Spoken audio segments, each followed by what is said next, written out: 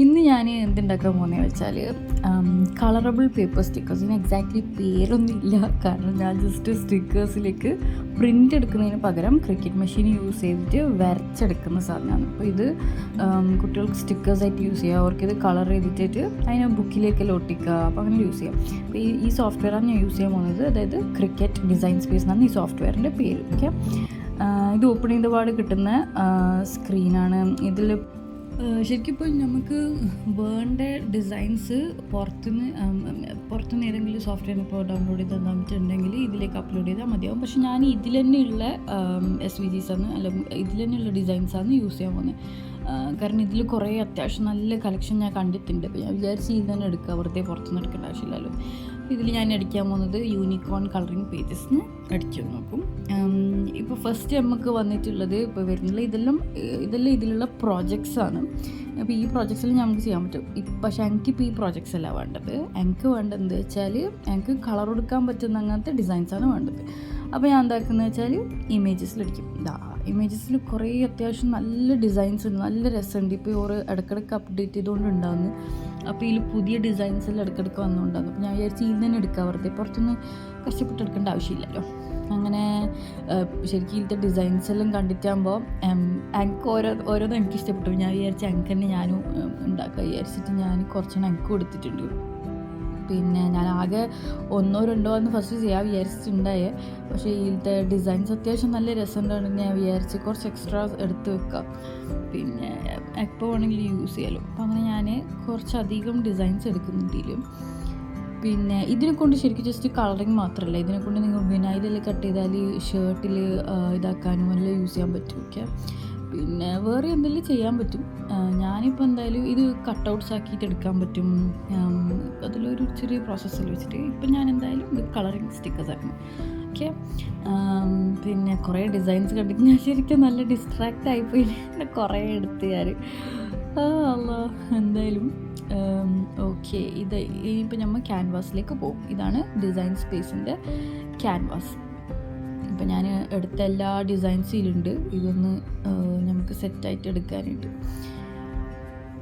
പിന്നെ ഇപ്പോൾ എന്തായാലും നൈറ്റ് മോഡ് ഞാൻ മാറ്റിയിട്ട് ഇതാക്കിയിട്ടുണ്ട്. ക്യാൻവാസ് വൈറ്റ് മോഡിലേക്ക് ഷിഫ്റ്റ് ചെയ്തിട്ടുണ്ട്. ലൈറ്റ് മോഡിലേക്ക് ഷിഫ്റ്റ് ചെയ്തിട്ടുണ്ട്. അതെല്ലാം മിക്സാക്കിയതൊന്നും ഒന്ന് സെറ്റാക്കി എടുത്ത് റെഡിയാക്കി.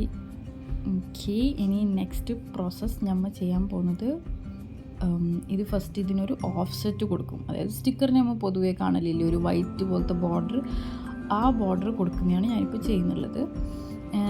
ഇനി ഈ ബോർഡറിന് നമ്മൾ ബേസിക് കട്ടായിരിക്കും. ഈ വൈറ്റ് ബോർഡർ പൊതുവേ ഓഫ്സെറ്റ് കൊടുക്കുമ്പോൾ അത് ബേസിക് കട്ട് സെറ്റിങ്ങിൽ തന്നെയായിരിക്കും വരല്.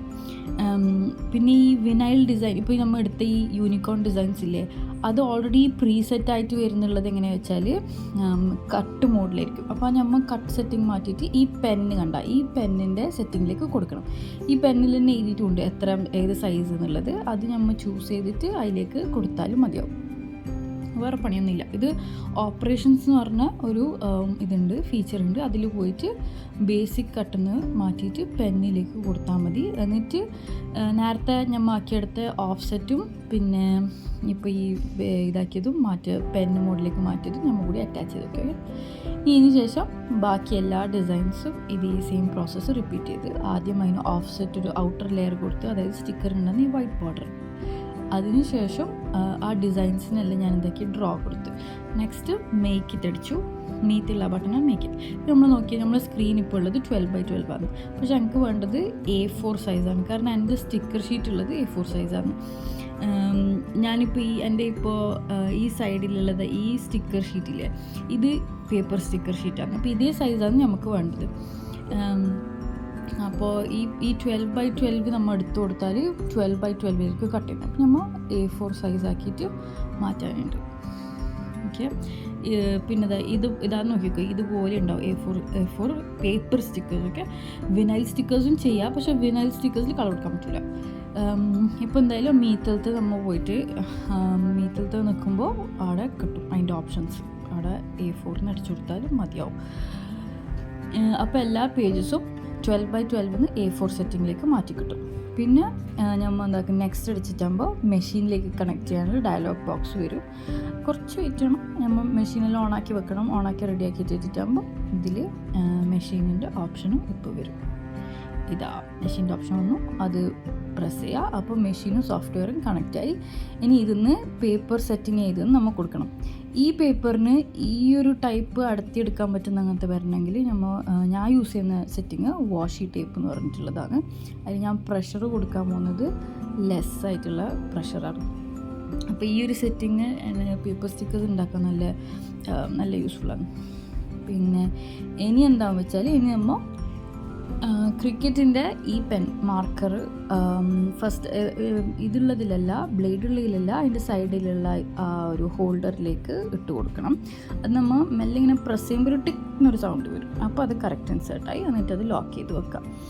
ഇനി നമ്മളടുത്തുള്ള പേപ്പർ ഇത് മാറ്റിലേക്ക് ഈ ക്രിക്കറ്റിൻ്റെ ഈ മാറ്റിൽ ഒട്ടിച്ചു കൊടുക്കണം. മാറ്റ് ഓൾറെഡി സ്റ്റിക്കിയാണ്. പിന്നെ ഞാൻ യൂസ് ചെയ്യുന്നത് ഗ്രീൻ കളറാണ്, കാരണം ഗ്രീന് സ്റ്റാൻഡേർഡ് സ്റ്റിക്കി മാറ്റാണ്. ഈ പേപ്പർ സ്റ്റിക്കർ ഷീറ്റിന് ഈ മാറ്റ് നല്ലതാണ്. ഇതില്ലാതെ ഒരു ലൈറ്റ് ബ്ലൂ മാറ്റും ഉണ്ട്, വേണമെങ്കിൽ ലൈറ്റ് ബ്ലൂ മാറ്റും യൂസ് ചെയ്യുക, കാരണം അതും യൂസ് ചെയ്യാൻ പറ്റുന്ന മാറ്റാണ്. പക്ഷേ പേർപ്പിൾ കളർ മാറ്റ് ഉണ്ട്, അതെങ്കിൽ കുറച്ച് സ്ട്രോങ് അഡ്ഹസീവാണ്, അത് നമുക്ക് ആവശ്യമില്ല. അപ്പോൾ ഇതിൻ്റെ വരയ്ക്കുന്ന ഒരു പ്രോസസ്സുണ്ട്. ഇത് സൂപ്പർ സ്പീഡാണ് കേട്ടോ, ഇത്ര ഫാസ്റ്റ് ഇല്ല, പക്ഷെ നല്ല രസമുണ്ട്. അതിൻ്റെ ഡ്രോയിങ്ങിൽ നല്ല നീറ്റ് ക്ലീൻ ഫിനിഷ് കിട്ടുന്നുണ്ട്. ഇപ്പോൾ ഇത് ചെയ്യുന്നുള്ള പ്രോസസ്സാണ് cutting process. Okay, drawing finish ചെയ്ത പാട് അത് കട്ട് ചെയ്യും, അത് ഒറ്റയ്ക്ക് തന്നെ കട്ട് ചെയ്യും. ഇപ്പോൾ ക്രിക്കറ്റ് മേക്കറാണ് ഇതുപോലത്തെ ഫങ്ഷൻസ് ഉള്ളത്.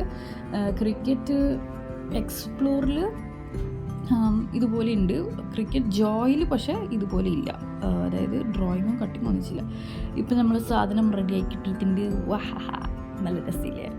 ഇനി ഇത് ഞാൻ അടുത്ത് കാണിച്ചു തരാം. ഫസ്റ്റ് തന്നെ ഞാനിത് എടുക്കുന്നുണ്ട് വെച്ചാൽ, കാരണം ഇങ്ങനെ ആകുമ്പോൾ സ്റ്റിക്കേഴ്സ് എടുക്കാൻ ഭയങ്കര എളുപ്പമാണ്. ഫസ്റ്റ് തന്നെ ആവശ്യമില്ലാത്തെല്ലാം മാറ്റിയെടുത്താൽ പിന്നെ ഇതിന് സ്റ്റിക്കേഴ്സ് അടുത്തെടുക്കാൻ അത്യാവശ്യം നല്ല ഈസിയാണ്. ഇപ്പോൾ ഏകദേശം കംപ്ലീറ്റ് റെഡി ഉണ്ട്. ഇനി ഇത് നമുക്ക് കളർ കൊടുക്കാം. വേണമെങ്കിൽ ഇതിൽ തന്നെ വെച്ച് കളർ കൊടുക്കാം മക്കൾക്ക്. ഇല്ലെങ്കിൽ ഇത് സ്റ്റിക്കർ ഇത് അടുത്തിട്ട് അവർക്ക് ഇഷ്ടമുള്ള സ്ഥലത്ത് ഒട്ടിച്ചിട്ട് കളർ കൊടുത്താലും മതിയാവും. ഞാൻ ഇത് ജസ്റ്റ് ഒട്ടിച്ച് കാണിച്ചിട്ട് ഇങ്ങനെയാണുള്ളത്. നല്ല ഫിനിഷിങ്ങിൻ്റെ ഡിസൈൻ. ഇതാ എൻ്റെ കുഞ്ഞു നോട്ട് പാഡിൽ ഒട്ടിച്ചിട്ട് നല്ല ശരിക്കും എനിക്കെല്ലാം ഇഷ്ടപ്പെട്ടിട്ടുണ്ട്. ഇങ്ങനെ ഒട്ടിച്ചിട്ട് കാണാൻ ആ ബാക്ക്ഗ്രൗണ്ടും യൂണിക്കോണും എല്ലാം കൂടിയായിട്ട് നല്ല മാച്ചായി വന്നിട്ടുണ്ട്.